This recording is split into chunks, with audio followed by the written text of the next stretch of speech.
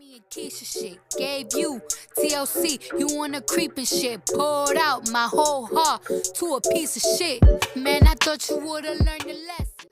Everyone, I wanted to come to y'all with a video about how I let my ex-husband come back. Because I never talked about why I let him come back. Anyways, he left October. Dang, I cannot remember. He left in October and I divorced him October the 9th. So he had to he was gone. I had already been planning a divorce anyways for probably 2 years. I've been wanting to divorce him because of all the cheating and him going back to the ex that sent him to jail. He just constantly going back to her like everything was good with them. Like, who go back to a woman that sent him to jail? Who want to have sexual things with a woman that sent them to jail? Like, it's still mind-boggling to me that you would want to go back to somebody that kept sending you to jail because you will leave her, or y'all argue and she'll say you did something to her. You'll want to go back to that woman on me. So, anyways, I just got tired. And I filed and I put it off. He'll do good, and I put it off. I would never say, hey, I don't want the divorce. I just put it on hold because I knew he was gonna mess up. So, anyways, finally got that divorce last year, October the 9th, 2017. We didn't talk to each other almost a month. He came back over here, did some stuff he was supposed to do. Anyways, we didn't see each other for 2 months after that. Um, anyways, some stuff happened. We started back talking, and he was praying and reading his Bible. You know, they always do that when they get their stuff in some trouble. They want to turn to God. But I never seen that part of him. You know, he went to the church ministry where he had to stay with other men in the church home, and he was getting up at 6 in the morning praying and going out there volunteering and helping people. And I never seen that side of him. So I was like, this is the side I always wanted to see in him. This is the man I wanted him to be. So I was taking light to this person I was seeing, the man that read the Bible, the man that prayed, that I always prayed to God for this man to be. So I was like, I don't want to miss the opportunity with this new person that I always prayed for. So we talked for those 2 months, and I let him come back. We would read the Bible, or he'll be in there in the living room reading the Bible. My brother was living here at the time. So they'll be in there talking, and he had a very positive outlook on life. And that happened like for a week and a half. The next thing I know, I heard cussing. I hear him and my brother in the car listening to rap music. I see the praying stop. I see the Bible reading stop. And at the time, like when we was talking to each other, when he was at his mom and dad house, I didn't like him because when we had for 5 years, I was faithful to him. I never cheated on him with a man. So when we divorced, yeah, I got me a little side nigga, and I had sex with him, and I sent the picture of me having sex, well, with the man hitting it from the back. Yeah, basically. And I sent the picture to him. And did I feel bad? Didn't want to, but did it. 5 years of cheating on me. 5 years going back to the same woman that would inbox me on Facebook telling me she got you, and y'all had sex these many days when you left from home. And so I remembered all that. And so what I did was, when I was no longer married to you and I was divorced from you, I sent a picture of me having sex with another man. He was in it from the back in the same bed that I used to be married to you in. Yes, I did that. And he flipped out. He flipped out. Yeah, he did. See, they can do things to you, but you can't do things to them.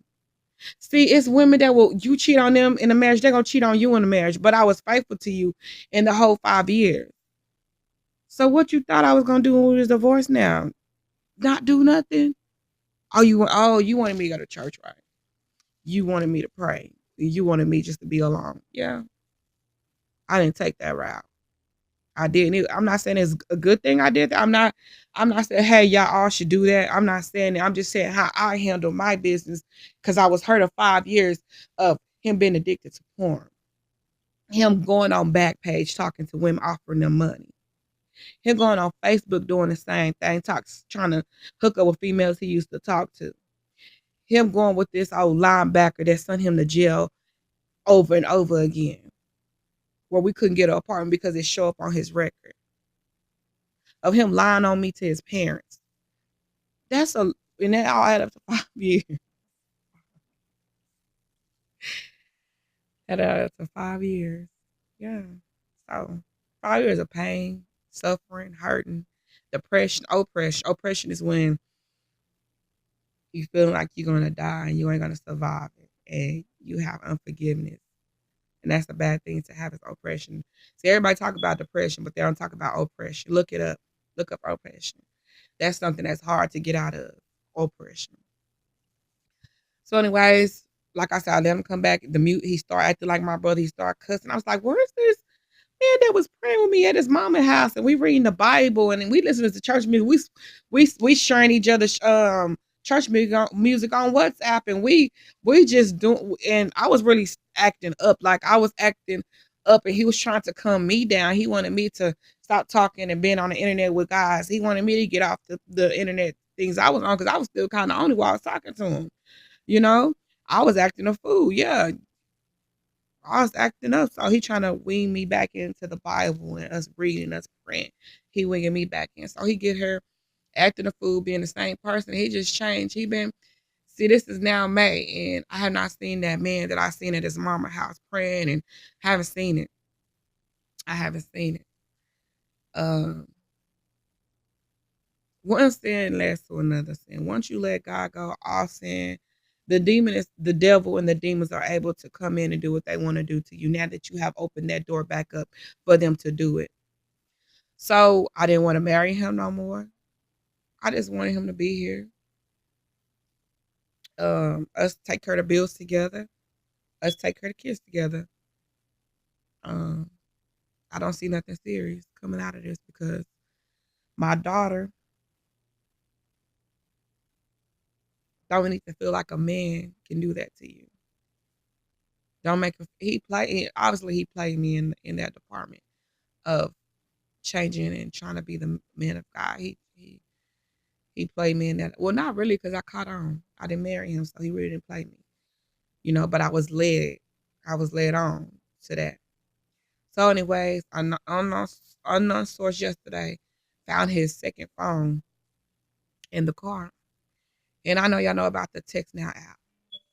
I see a whole lot of females in the Text Now app. Can we meet up? I mean, I can't argue with him because we're not married no more. We can't. I can't. What can I say? But I'm not gonna be faithful to somebody that I'm just dating and living with. I'm not gonna be faithful. Now that I see that you're doing something, now I'm gonna do something to you. Now I'm gonna get back on my thing, on my pimpism, because I graduated from being a player. I'm going to get back on the internet and I'm gonna do me now. I'm gonna talk to dudes. I'm not just gonna lay there and play pussy and let you do what you want to do. Okay. I just said if you want to talk to other people, let me know. I let him know. I told him in the beginning, if you're gonna talk to people, let me know. So we both can do it. So he wanna deny it and deny, but the phone being in your car, you can't lie and say nobody else had your phone like you previously used to do. You can't say somebody else had your phone, you didn't do it, your cousin did it, your uncle did it. You can't say it was your daddy because it was in the car that we purchased together, and you the only one that had the phone. You're the only one that had the phone. And I'm gonna show y'all receipts. I screenshot them numbers. I was gonna call and act the fool, but I was like, why? He ain't my husband. So why call act the fool? Just do what he doing. So yesterday I get on live. He in there sleep. I got my K Michelle bump and then I put on my tank when we F. And here come the raging man coming in here taking my tablet while I'm on live with my sister. Acting a fool. I'm like, what you doing? Ain't you doing it? Ain't you doing it? Why are you getting mad for me doing what you doing? I ain't doing nothing. How you not if how you not doing nothing? Just because you're not physically having sex with somebody don't but if you're engaging in a conversation with the other opposite sex and you asking them to send a picture to you and you said to meet them, you are doing something. So for us, in order for us to both be doing something that I want to, I'm going to do what you're doing. I'm going to take action. And that's what I did. I took action yesterday. And he been acting a fool, couldn't sleep, only had probably an hour. He had to get up at 6 in the morning. He only had an hour of sleep. He come home sleeping and get in the bed with me. You usually don't get in the bed with me. You go to the couch or you go outside with your man friend. Why all of a sudden you want to get in the bed with me? Why all of a sudden you want to be around me? He was just in here in a room. But when I start talking about God, God told me he left. You know how to make a demon flee when you say God. So, anyways, he outside. He throwing a beef fit. Like I'm gonna do you how you do me. So I'm gonna do you how you do me. No, it's not right. It's not. It's wrong. And I think like it's time for us to go ahead and just separate for good because there's no point of us both reaching out to other opposite genders and we still in the same household. What am I teaching my son and my daughter?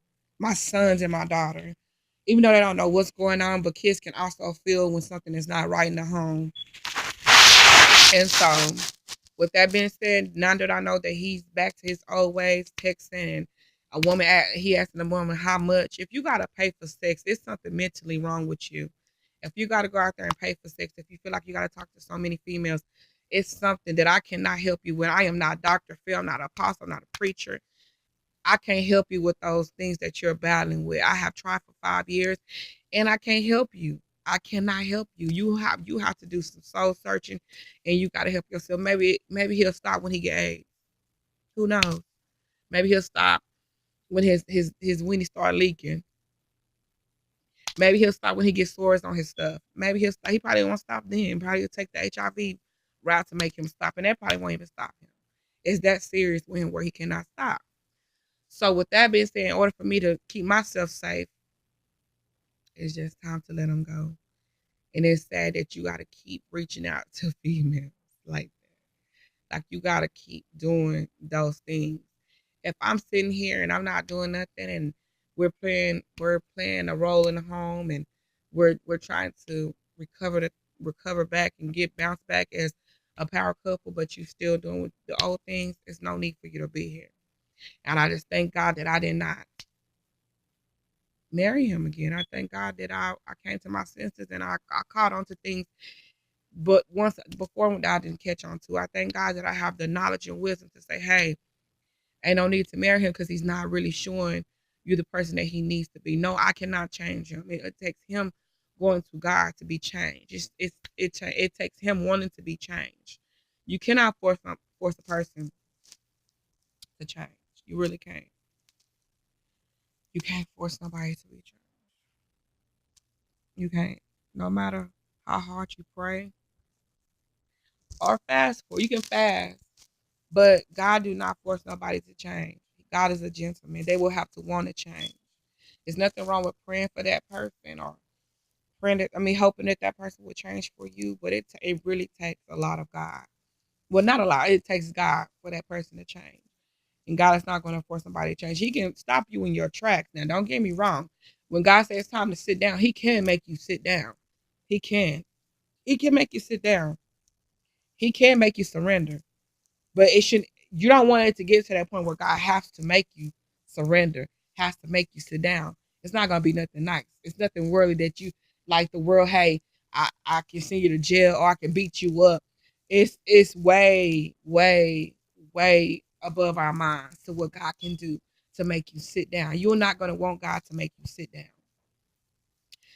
So I will be back with y'all tomorrow with a video. I gotta do some editing and get these videos out. And I just pray that the people that come and watch my video, that I'm just real about what I'm saying. I'm very truthful. I don't hide anything. My life is an open book because I want to help other men and women out there that struggle through things, that have been through things I have been through. Or if they get in a relationship like mine, they'll know the signs of, hey, this one girl on YouTube, Lady Empress, said this will happen in the beginning, and you will take knowledge and you'll know not to enter into that relationship to save your heart from being broken, to save your time from getting wasted. So like, comment, subscribe. I have so many stories, real life stories to tell y'all. I have so many things that I want to get out to the world. I really do. I really want to help someone out there. I really do. I'm 32 years old, and I just been through so many things, from the age of 9 and up, from being raped to being feeling like I don't have people there for me, and all along, all I needed was God, you know, to help me through it. But y'all have a blessed, blessed day. Keep God first. Pray over your kids. Pray over your mom. Pray over your spouse, and just try to enjoy life while you can, because we don't know. We don't know what can happen next. We don't know when our last breath or somebody just want to take your life. Just be careful out there. Have a blessed day.